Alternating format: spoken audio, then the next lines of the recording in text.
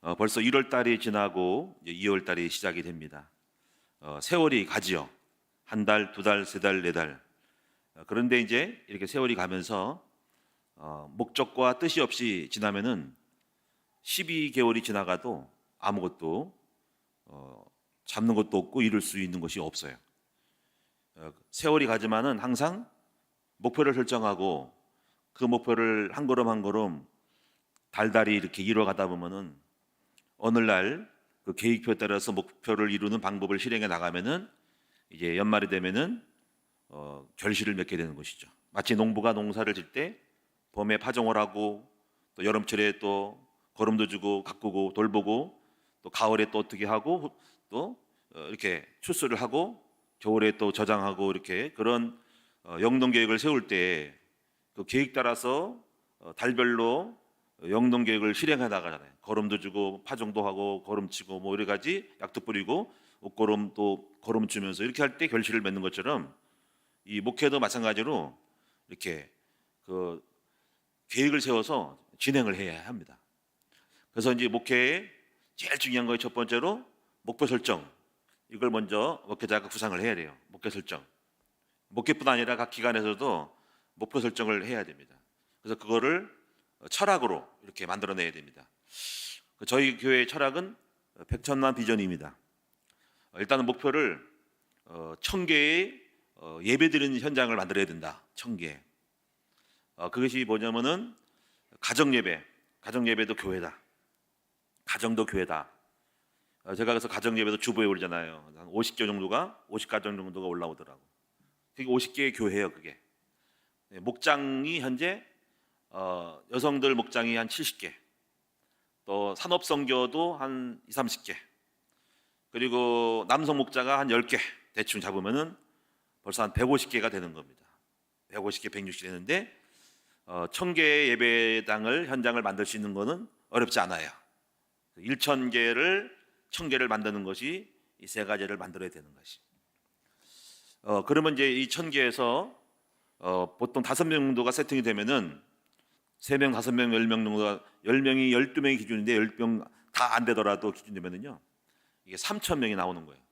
3,000명이 나온다는 것은 초대교회가 120명으로 시작해 가지고 사도들의 가르침을 따라 모이고 집에서 떡을 떼는 이 목자들이 많이 깔려 있기 때문에 베드로가 설교를 딱 했더니 다 잡혀 가지고 목장에 속돼 가지고 제자의 수가 3,000이 되더라 하는 것입니다. 그러니까 그것이 반복되는 거죠. 대교에서 모이고 흩어지는 교회에서 제자들을 통해서 집에서 떡을 떼고 이게 나눌 때 이거를 이 두 가지의 양적인 날개가 교회를 이끌어가는 거예요. 그래서 앞으로 이제 우리 교회가 이 청교회의 목장과 가정과 이렇게 세워지면은 3,000명, 5,000명이 될 수가 있는 거예요. 무조건 이렇게 온당가 되는 게 아니라 이게 뭔가가 사람이 많이 모일 때는 그 안이 이게 조직이 되어 있는 거예요. 이런 걸 아셔서 여러분이 이거를 1년 스케줄 따라서 진행해 나가는 것입니다. 끊임없이 목자를 양성해 나가는 것이죠. 그래서 그걸 이해하시고 두 번째로 이해할 것은 목회는 돌봄이다. 돌봄. 이 돌봄이라는 것은 한 영혼이 불신자가 예수를 믿고 들어오면은 어린 양이라 그런 아기들을 잘 돌봐야 된다. 영접을 시키고 아기를 낳고 양육을 해야 한다는 거지. 그 양육을 하기 위해서는 돌봄이 필요하죠. 그 돌봄을 이제 목사님 혼자서 못 하니까 개척교회는 혼자서 뭐 10명, 20명, 30명을 돌아다녀 해도 한계가 있죠. 그래서 그때 우리 교회가 처음 만든 것이 1대1 EBS라 가지고 에반젤리즘 바이블 스터디를 만들어 가지고 목자를 양성하기 시작했죠. 1대1 제자 훈련을. 그래서 이렇게 해서 이 교회는 새신자가 양육되고 양육이 되고 그러면 이제 그 양육으로 끝나면 안 됩니다. 코스웍을 만들어야 돼요. 성장의 단계별로 그 커리큘럼을 짜서 성장의 그 맥이 막히지 않도록 계속 성장통이 막히지 않도록 계속 치고 나가야 됩니다. 그러려면은 그 단계별로 돌봄이 필요한 거 돌봄. 그 어린이는 영접, 그다음에 1대1로 목자에 들어가서 양육. 그리고 양육 끝나면 안 돼요. 반드시 일꾼으로 등용을 시켜야 됩니다. 그게 1대1 제자 훈련 시작. 그다음에 1대1에서 소그룹으로 또 목자가 양성되도록, 왜냐면 1대1 하다 보면 두세 명이 붙어요. 그러면 소그룹이 되면 목장이 되거든요.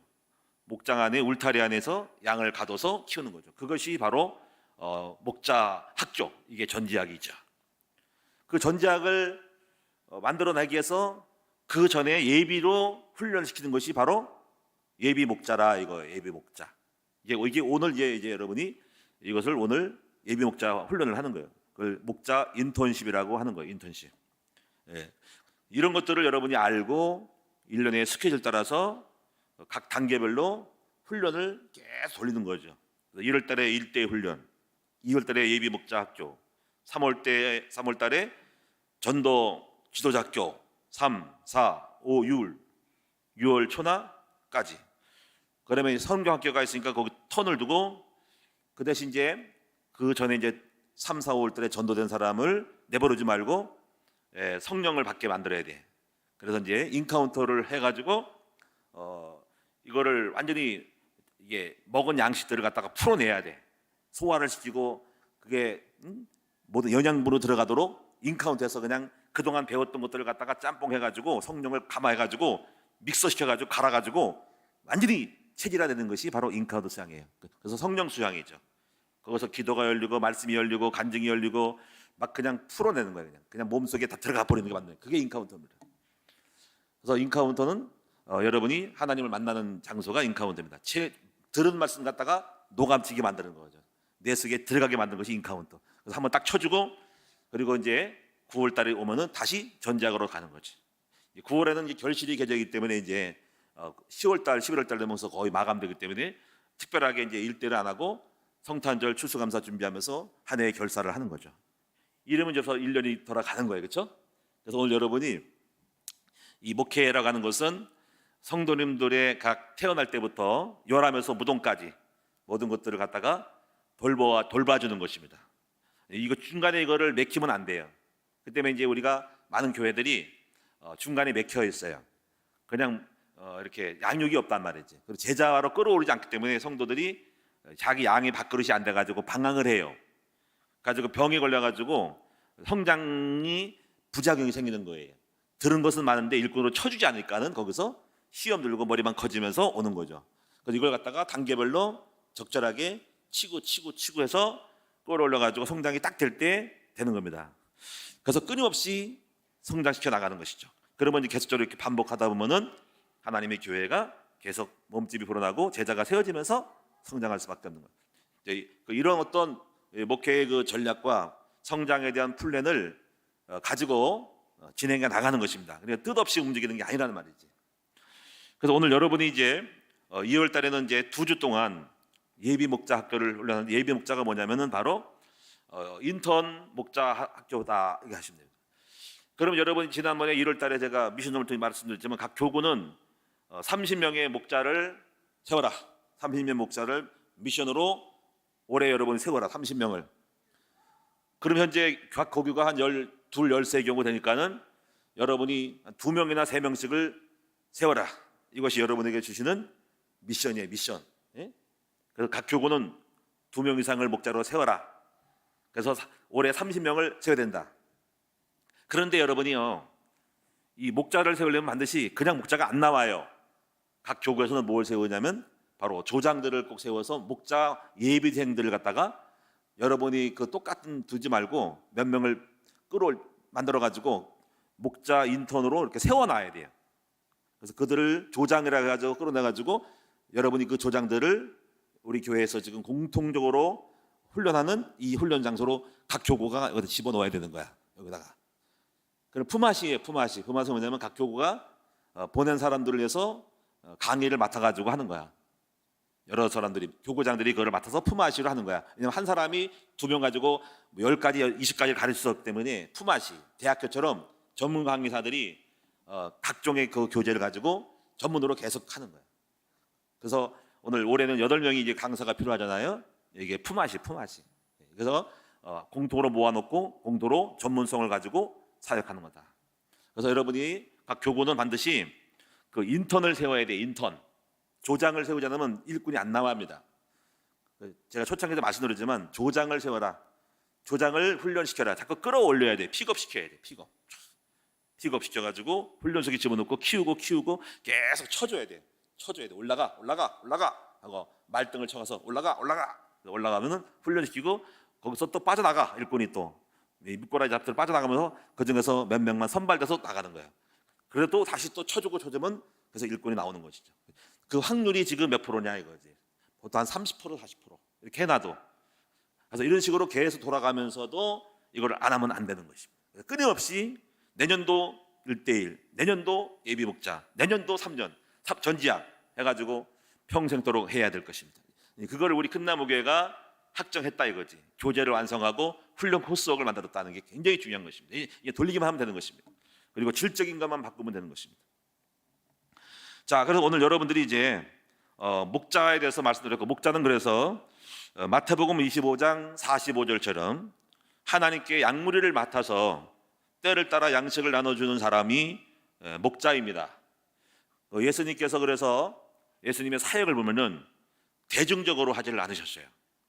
예수님은 수만 명이 모였습니다. 그런데 수만 명이 모인다는 것은 목사님 당시에는 예수님 당시에는 장점이 있지만 그것은 단점이 될 수도 해요. 왜 그럴까요? 미래를 바라봐야 되거든요. 목사님이 예수님께서 이 땅에 평생도록 예수님처럼 계실 수는 없는 거거든요. 십자가에 죽으시고 부활하시고 돌아가시기 때문에 그럼 예수님이 안 계시단 말이지. 그럼 3만 명이 5만 명이 빵 먹고 밥 먹고 모였어. 그럼 예수님이 돌아가신 다음에 3만 명 5만 명을 누가 감당해요? 결국 흩어지겠죠, 그렇죠? 그래 안 그래요? 흩어진다고. 다시 말하면은 이런 게 약점인 거예요. 어느 교회가 목사님 훌륭해가지고 막 10,000명이 모였어. 근데 목사님 중심으로 하는 거는 오래 못 갑니다. 그 목사님 돌아가시면 그 10,000명을 흩어져 버려요. 그 10,000명을 끌고 나갈 만한 역량 있는 사람이 나올 수도 있고 안 나올 수 있지만은 그런 확률은 없는 거야. 카리스마 있고 능력 있는 사람들은. 그래서 예수님 벌써 그걸 아시고 대중의 수만 명을 모으는 카리스마적인 사람은 확률이 적어. 그리고 전 세계로 많이 나와야 되거든요. 그래서 안 되기 때문에 하나님은 평신도 운동은 누구라도 못 배운 사람도 조금만 마음만 먹으면 한 명이 12 정도까지는 감당할 수 있으리라 해가지고 우리 주님은 처음부터 수만 명을 모으는 것이 아니라 12 제자라는 것을 통해서 전 세계를 복음화할 계획을 세운 것입니다. 안 그러면 우리는 예수님처럼 몇만 명을 모을 수는 없어요. 저도 안 될 거예요. 그런데 가능한 거는 한 사람이 10명 정도는 안팎으로 케어할 수 있다는 거예요. 그래서 주님은 그런 비전을 가지고 너희는 가서 모든 족속으로 제자를 삼으라고 하는 비전에 대한 전략을 가지고 세계 복음화의 전략 가지고 그래서 이 시대는 많은 제장 시대라. 모든 사람들이 예수 그리스도의 이름으로 하나님 앞에 1:1로 나갈 수 있는 이 제사장으로서의 사명을 주면서 이제 평생도록 한 명씩 한 사람이 12를 세워놓고 가라라고 미션을 주신 거기 때문에 이것은 우리가 조금만 마음만 먹으면 다 할 수 있는 우리 주님의 세계 복음화의 전략이라는 것입니다. 그것이 바로 셀 운동, 바로 목자 운동인 것을 알아야 됩니다. 한번 따라합시다. 나도 내 평생에 12명을 세울 수 있다. 세워놓고 가야 된다. 아멘. 그러면 못 세우면은 밥부터 먹지 말고 죽지도 말아라. 오랫동안 살아라. 그걸 핑계로 목사님 그러면 나는 오랫동안 살래요. 그러면 안 돼. 여러분이 12명, 10명 이상을 세워놓고 가시기를 축원합니다. 그래서 이것을 보여준 것이 주님의 3년의 공생애의 제자도예요. 그래서 우리 큰나무교회도 2년 동안 전지학 하잖아. 그리고 1년 동안에 1:1 하잖아. 그러니까 또 3년이라니까. 그러니까 이 3년의 기간이 예수님처럼 조금 흉내를 내는 거예요. 물론 그때 다 되면 좋겠지만 안 될 수 있지만 어쨌거나 모양은 갖추는 것이죠. 그래서 목자는 뭐냐면은 때를 따라 양식을 나눠줄 양무리의 울타리에 우리 하나님이 주신 양을 데리고 그 양들을 먹이고 입히고 때를 따라 매주마다 말씀을 준비하고 예배 드리는 사람이 목자다라는 거죠. 그러면 그 목자들이 여러분이 이제 예배 목자는 그것을 하는 사람들을 이제 부르심이고 초청하는 것입니다. 그래서 어떻게 보면 오늘 여러분들은요 목자의 부르심이에요. 목자로 부르신 거예요. 오늘 여러분이 예배에 참여하는 모든 분들은 목자도 계시지만은 아직 목자가 안 된 분들은 이번 주부터 시작하는 목자 훈련에 예배 목자 훈련에 다 참석하셔서 여러분이 새로운 전도자의 제자의 삶을 시작하시기를 주님의 이름으로 축원합니다. 그럼 저는 오늘 여러분에게 이사야서 42장 1절로 9절의 말씀을 통해서 제자가 될 때 받는 축복을 오늘 본문을 중심으로 말씀드리도록 하겠습니다. 목자는 어떤 일을 하며 어떤 축복을 받는가라는 것입니다. 여기 제가 보니까는 한 6가지 정도로 나눌 수가 있는데 하나씩 하나씩 본문을 중심으로 말씀을 드리겠습니다. 첫째는 하나님이 붙들어 주신다 하는 것입니다. 제자가 되면 하나님이 붙들어 주십니다. 그 말씀이 어디냐면 1절에 있습니다. 1절 읽어볼게요. 내가 붙드는 나의 종 그랬습니다. 자, 이거 붙들어 준다. 붙들어 준다는 것은 우리가 제자가 되면 제자가 쓰러질 때가 있고 넘어질 때가 있고 시험 들 때가 있고 어려움 당할 때가 있다는 거예요. 그런데 하나님은 붙들어 주십니다. 제 간증을 보면은 제가 이제 20살 때 신학교를 가가지고 목사 되기로 결심을 했어요. 그래서 이렇게 다른데 25살 때 부임을 가가지고 전도 생활을 했어요. 근데 그렇게 하면서 뭐 신학교 공부도 하고 뭐 신학 전도사로 갔지만은 그렇게 해가지고 무슨 뭐 삶이 그렇게 뭐 풍성한 것도 아니고 여전히 노가다도 하고 공사장 노가다도 하고 그냥 차도 없어가지고 버스 타고 다니면서 이게 다녔거든요. 그래서 세 군데를 전도 생활을 했어요. 하나는 인천의 성남동, 두 번째는 서울 하곡동에 있는 그 하평교회에서 교육자 생활을 했어요. 또 다른 데서 또 우리가 또 했는데 세 군데를 했는데 제가 간신히 학교를 다니고 공부를 했죠. 그런데 이제 제가 그 전에는 특별한 기도응답을 뭐 잔잔한 거 받았겠지만은 특별하게 뭐 기억될 만한 어떤 거를 받지는 못했어요. 그냥 밥 먹고 살고 그냥 은혜 받고 한 거죠. 특별한 게 없었어요. 근데 중요한 거는 그때 당시 제가 왜 이런 말씀드리냐면은 제가 돈도 벌러 가지도 않고 경제에 대해서 직장도 안 다녔다는 거지. 오직 신학 공부만 하고 신학교만 다니고 전도만 한 거예요. 그리고 부교육자를 해가지고 뭐 그 당시 월급이 뭐 5만 원, 10만 원밖에 못 받았으니까 정말 힘들었죠. 그래서 우리 목사님이 특별하게 뭐 따로 별도로 챙기는 것도 없었어요. 우리 그 큰나무 교회를 보면은 그걸 알아서 제가 가끔 챙기거든요. 우리 교육자들을. 저는 그게 없었어요. 차비 한 번 준 적도 없어요. 그냥 내가 오히려 돈 써가지고 교회를 많이 졌어요.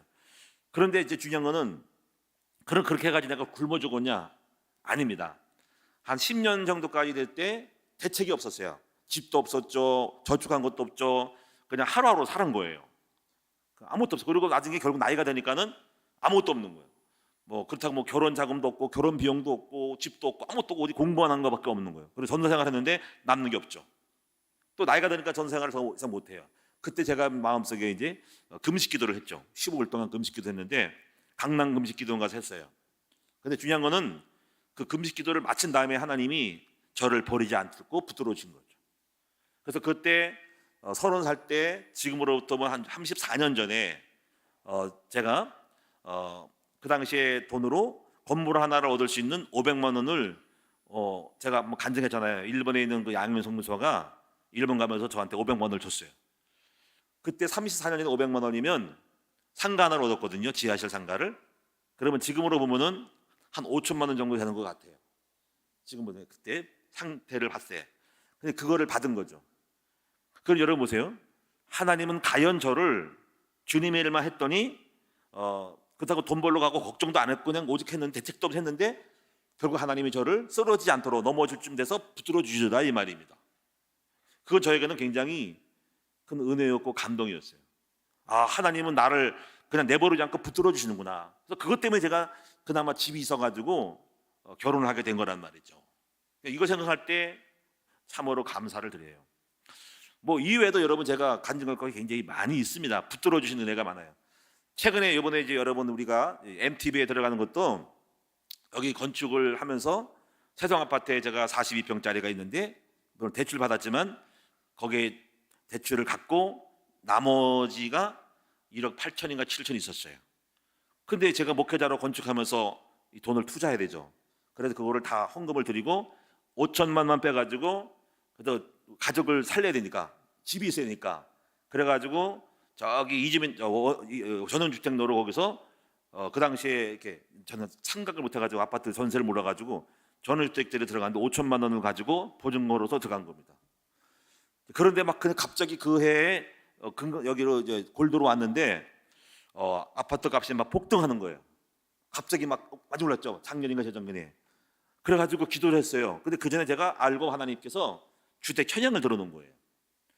그 갖고 있었는데 천양 날짜가 됐는데 갑자기 MTV에 뭔가 공고가 뜬 거예요, 천약에. 그래가지고 천약을 들어갔는데 참 감사하게도 당첨이 된 거지. 왜 당첨이면은 그것도 피하기를 주신 거예요. 우리 에스더가 2달만 있으면 성인이 돼요. 근데 미성년자가 2명 이상에 돼야지 다자녀가 되는 거거든요. 근데 간신히 2달 전에 되기 전에 딱 들어간 거예요. 그게 당첨된 거예요. 그거 생각할 때 2달 지나면 끝나는 거야. 자녀로서 어린 미성년자가 없기 때문에 해당이 안 되고 다른 걸로 천약의 조건이 되는 건데 그래서 된 거예요. 감사하죠. 그러니까 하나님께서 볼 때 참 가슴을 쓸어내는 거야. 만약에 그거 안 됐으면 물론 그 당시에만 올라가지고 턱도 없고 물론 지금 좀 떨어졌지만은 감히 지금 5천만 원 가지고 거기서 좀 보태가지고 뭐 이렇게 뭐 해도 이게 한계가 있는 거죠. 근데 하나님 그걸 주신 거죠. 그걸 생각할 때 그 집 자체가 문제가 아니라 하나님이 주님의 종에게는 하나님이 그렇게 넘어질까 싶은데 항상 이기 때마다 붙들어 주신다는 것을 알 수가 있다는 거예요. 할렐루야. 여러분은 이런 것들이 굉장히 많이 제가 경험이 돼요. 우리 사모도 작년에 목이 아파가지고 의사가 그랬거든. 목 못 쓴다고, 더 이상 말하면 안 된다고, 터진다고. 그래가지고 야, 우리 사모도 이제 끝났나 보다 했어. 근데 수술하고 나서 또 고대양가 아니라 길병원 가지고 수술이 아니니까 시술해가지고 지져가지고 그냥 뭐 말하면 안 된다고 해도 지금 말 잘하잖아요, 그렇죠? 그런 것들이 싹 사라진 거예요. 하나님이 쓰러질만 하면 붙들어 주시는 걸 알 수가 있어요.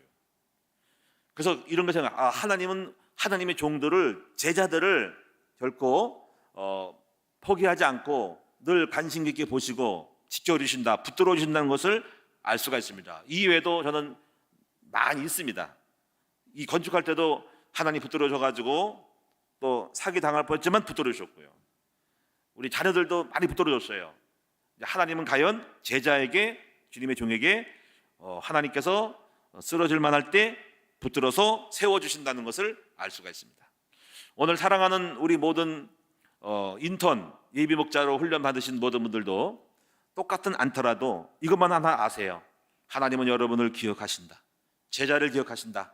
여러분 삶의 여정 속에서 반드시 여러분을 넘어지지 않도록 붙들어 주시는 사실을 믿으시기를 주님의 이름으로 축원합니다. 붙들어 주신다. 옆 사람 인사합시다.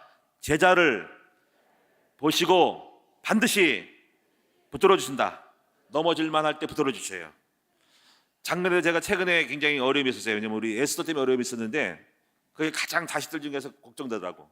근데 또 붙들어 주셔가지고 또 이제 취직이 돼가지고 열심히 또 돈을 벌러 가니까 그래서 몇 달 다니는가 보는데 잘 다녀.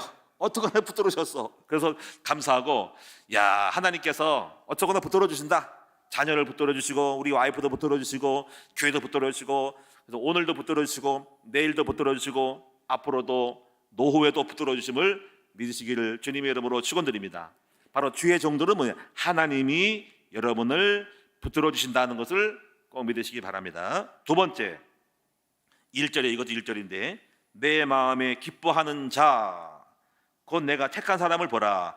하나님의 일꾼들은 하나님이 기뻐하신답니다. 얼마나 기뻐하실지 저는 이 생각을 해요. 하나님 저 기쁘시죠? 이렇게 얘기를 해요. 그래 내가 기쁘다. 정말 내가 하나님 앞에 기쁜 짓을 하는 거지. 근데 늘 그런 자부심을 가져요. 하나님 내가 이렇게 꿈을 가지고 있고 열심히 뭔가를 하고 있어요. 주님 저를 기쁘게 여기 기쁘시죠? 이렇게 생각하고 그렇게 얘기를 해요. 하나님 고백을 하고 그러고 만족을 해요. 그렇습니다. 하나님은 주님의 일을 열심히 내는 사람들을 보고 기뻐하실 줄을 분명히 믿습니다. 아마 이렇게 예비 목자 학교하는 것도 하나님 기뻐하실 거예요. 참 잘했다, 기쁘다, 어떻게 그렇게 네가 열심히 하려고 하느냐. 그런 이런 생각이 들어요.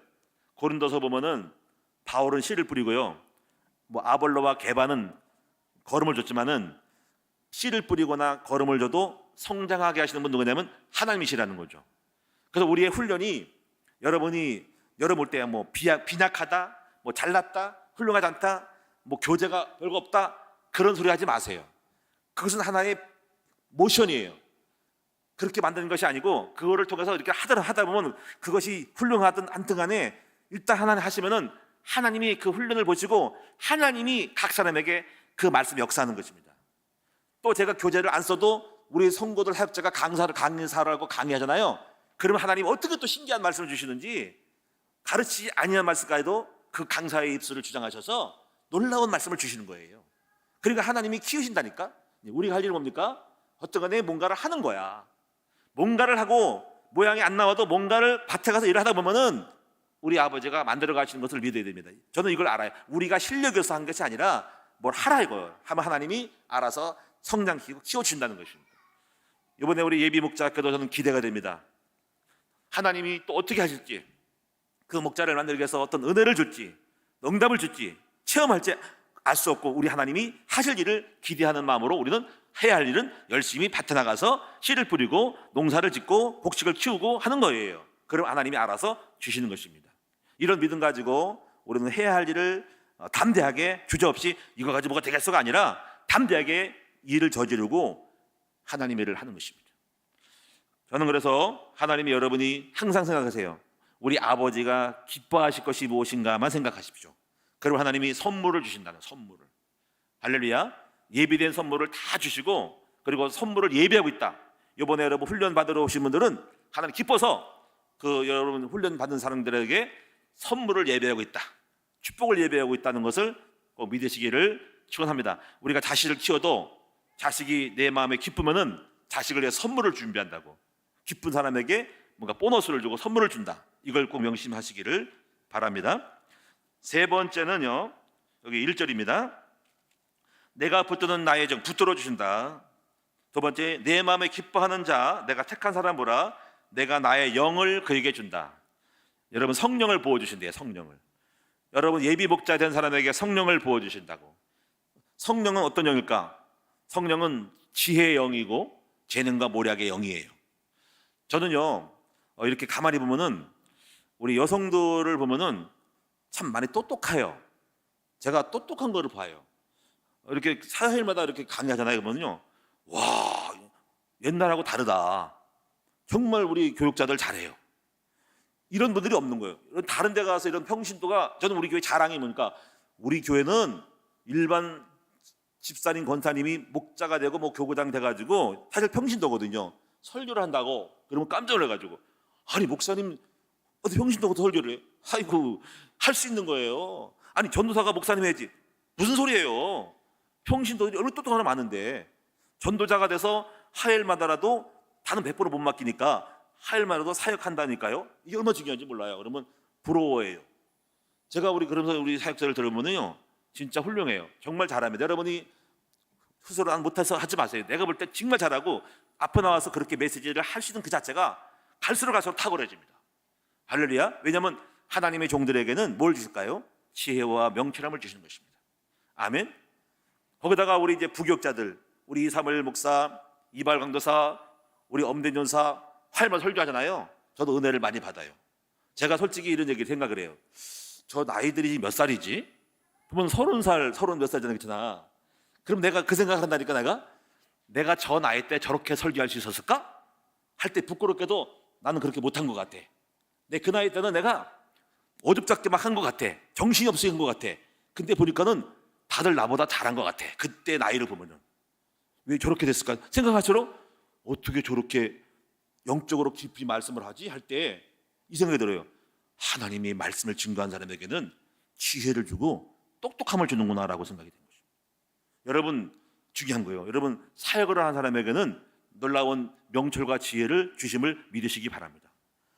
사역자뿐 아니라 우리 장로님들 중에서도요, 제가 장로님들이 일을 하면서 제가 많이 느껴요. 야, 우리 장로님들이 다 똑똑하다, 이 생각이 됩니다. 굉장히 달라요. 여러분이 주님의 일을 하면은 뭘 줄까요? 지혜와 명철과 똑똑함을 주는 것입니다. 아멘. 저는 이걸 믿어요. 하나님의 일을 하고 주의 일을 하면은 굉장한 학자가 나온다. 그리고 그의 후손 가운데는 자녀들이 영적으로 맑아져가지고 세상을 움직일 만한 인재가, 학자형을 보여주신다고 저는 믿어요. 그래서 여러분, 목사님들 자녀들이 굉장히 유명한 인재들이 많이 나옵니다. 예술가로, 학자로, 의사로 막 나옵니다. 왜냐하면 하나님이 지혜를 주기 때문에 그렇습니다. 그리고 먼저 우리에게, 사역자에게 명철과 지혜를 주시는 것입니다. 오늘 여러분, 우리 목자들에게 하나님의 지혜가 넘치기 바랍니다. 왜냐하면 성령을, 영을 준다는 그 영은 이사야 30장 20절에 지혜의 영이고 재능과 모략의 영이기 때문에 그런 것입니다. 할렐루야. 그래서 여러분이 여기 그다음 네 번째 보면은 1절이 이것도 1절인데 정의를 베풀리라 그래. 정의를 베풀리라. 정의를 베푼다는 게 뭘까? 정의는 올바른 거죠. 자, 생각이 틀린 사람들을 이 전도자가 고치는 것이죠. 자, 영과 마음이 병든 사람들을 바르게 세운 것이죠. 또 여기 보니까 2절에 보니까는 3절에 상한 갈대를 꺾지 않고 꺼져가는 등불을 끄지 않는다 그랬어요. 자, 상한 갈대. 자, 오늘 저도 상했고 여러분도 많이 상했죠. 자, 상한 것은 상처 입은 사람들 상했다는 거죠. 자, 제가 누구라고 말씀드리지만은 우리 전도사님들 가운데도 옛날에 약간 정신적인 문제로 많이 시달린 분이 있는데 이분들이 딱 사역자가 해가지고 상한 갈대를 꺾지 아니하며 그거 죽어가는 꺼져가는 등불처럼 막 죽을랑 말랑 했는데 살아난 사람들이 굉장히 많이 있어요. 중요한 건 뭐냐면 사역자가 되면은 절대로 그렇게 상한 갈대를 꺾지 않고 꺼져가는 등불을 끄지 않아요. 이 말이 무슨 얘기냐면은 주님의 종이 아니면 왜 저래? 주님의 종이 아니면은 아이고 바보 같아. 아이고 뭐 가까이 사람이 못 되구나 하고 약간 멸시하거나 그럴 건데 하나님의 일을 하면은 그렇지 않아요. 상한 갈대를 꺾지 않으면서 오히려 싸서 싸매가지고 상처를 치료해주고 세워주고 꺼져나가면 힘을 주고 용기를 주고 해가 살린단 말이에요. 불을 켜가지고 바람 불어가지고 기름 넣어가지고 더 살려가지고 하는 것이. 그러니까 여러분 전도자는 뭐냐면 상한 갈대를 꺾지 않고 꺼져간 등불을 끄지 않는 전도자가 사람을 살리는 사람이라는 거죠. 이렇게 만들어지니까 얼마나 좋아요. 그리고 정의를 바로세요. 이거 틀린 거야. 이게 옳은 바른 거예요. 이런 길을 가야 돼요. 이게 정답이에요. 생각을 바로 하세요 하고 올바른 말씀으로 주니까 정의를 세우는 것이죠. 병들고 쓰러지고 하는 걸 바로 딱 세우는 거예요. 쓰러진 나무를 세우고 병든 걸 상처 취해가지고 바로 정의를 세운 사람이니까 이런 사람이 얼마나 놀라워요. 그래서 이런 사람들을 전도자를 가려서 뭐라냐면 전도자를 의의 나무요 그리고 생명나무라고 하는 것이에요. 전도자는 의의 나무, 하나님과의 관계를 회복하는 의의 나무요 그리고 사람을 살리는 생명나무가 바로 전도자라는 거죠. 예수님이 생명의 포도나무라는 거지. 예수님은 의의 나무고 바로 우리도 그 예수님을 붙어서 우리도 전도자는 의의 나무, 생명나무가 되는 것입니다. 그래서 오늘 여러분이 상한 갈대를 꺾지 않고 꺼져간 등불을 끄지 않는 사람으로 여러분 부르신 것입니다. 그 다음에 다섯 번째로는요, 여기 4절에 보면 나와 있는데 그는 새하지 않고 낙담하지 아니하고. 낙담할 수가 없죠. 전도자인데 안 낙담합니다. 절대로. 낙담하려도 우리가 낙담하지 않으려고 그래요. 왜냐하면 내가 전도사니까 낙담하면 성도들이 보고 얼마나 실망할까 해서 그렇게 안 해요. 일부러 세워요. 그리고 섬들이 그 교훈을 앙망하리라. 이게 섬들이 앙망한다는 것은 그 전도자의 말을 들으러 오는 거예요. 할렐루야. 그래서 여러분 우리 교구장도 마찬가지지만 교구장들의 말씀을 전하면은 나도 그 교구장님 말씀 들으러 갈 거야 하고 오는 거예요. 제가 우리 김상래 사모를 보면은 그런 거 있어요. 우리 사모님이 언제 설교해? 섬들을 앙망하는 거예요. 이게 전도자가 되면요 섬들이 그 교훈을 앙망한대. 그에게 나오는 입술 말씀을 복음을 앙망한대. 이게 이 여러분 전도자가 한다는 것은 사람들이 여러분의 말씀을 앙망하는 거예요. 앙망해서 예배 때 나와 있고 교구장 미션에 나와 있는 거예요. 주일학교 때 나와 있는 거란 말이야. 이 얼마나 큰 축복이에요, 그렇죠? 오늘 이 전도자가 되신다면은 여러분이 나오는 이 말씀을 가지고 사람이 앙망하여서 그 말씀을 듣고 힘을 얻으려고 나오는 줄로 믿습니다. 이게 전도자의 축복입니다.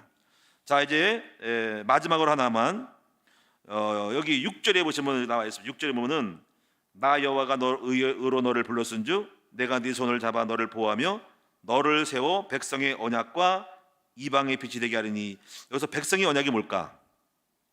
백성의 언약은 바로 전도자를 통해서 백성이 되는 언약을 맺게 한다는 거예요. 전도자는 가면은 예수님을 영접시키고 하나님 자녀가 되게 하죠. 그래서 그 예수를 믿고 하나님과 약속을 언약을 맺게 해서 백성이 되게. 이게 백성의 언약입니다. 백성의 언약, 백성 되는 언약을 맺게 하고 그래서 이방인의 빛이 돼요.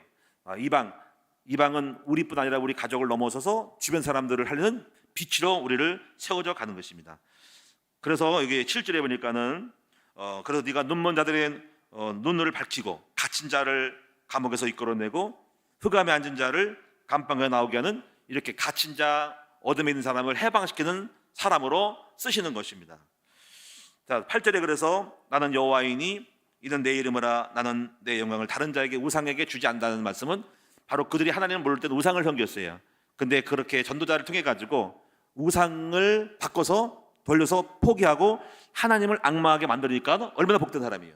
그리고 전도자는요 우상 섬는 사람들 갖다가 돌려서 그들의 영광을 주지 않고 나에게로 돌아오게끔, 아버지께로 돌아오게 한 사람이 바로 전도자입니다. 그래서 여러분이 얼마나 큰 축복인지 몰라요. 그래서 9절에 보니까는 이게 오늘 9절의 말씀이 결론인데, 자, 이제 그래서 전에 예언한 일이 이미 이루어졌느니라. 이제 내가 새 일을 알리노라. 자, 이제 2023년도에 새 일을 알립니다. 새로운 목자들이 만 일어나는 새 일을 알립니다. 앞으로 23년도에 앞으로 30명의 목자가 일어나기를 기도하고 축원합니다. 이제 새로운 일을 알립니다. 새로운 시작입니다. 하나님의 축복이 여러분에게 이루어지고, 또 여러분 삶 속에서 이런 축복이 넘칠 것을 기대하시면서 새로운 인생을 하시는 전도자의 생애로 들어가는 여러분 되기를 주님의 이름으로 축원합니다. 기도하겠습니다. 아버지, 고맙고 감사합니다. 하나님 아버지, 제자가 되면 오늘 이사야 42장 1절에서 9절의 말씀이 성취됩니다. 주님이 인생을 붙들어 주십니다. 주님이 바로 우리를 기뻐하셔서 선물을 주십니다. 그리고 하나님 우리에게 지혜와 명철함의 영을 부어주십니다. 하나님 정의를 베푼 사람이 되어서 아버지 많은 사람들을 상한 갈대를 꺾지 않고 꺼져간 등불을 아버지 끄지 않는 사람, 살리는 사람이 됩니다. 이러한 축복을 누릴 수 있는 전도자로 이제 2023년도 2월달에 훈련을 시작하고자 하오니 여기에 많이 참여하여서 이사야 42장의 축복을 다 받아 누릴 수 있도록 인도하여 주시옵소서. 예수님의 이름으로 감사하며 기도하옵나이다. 아멘.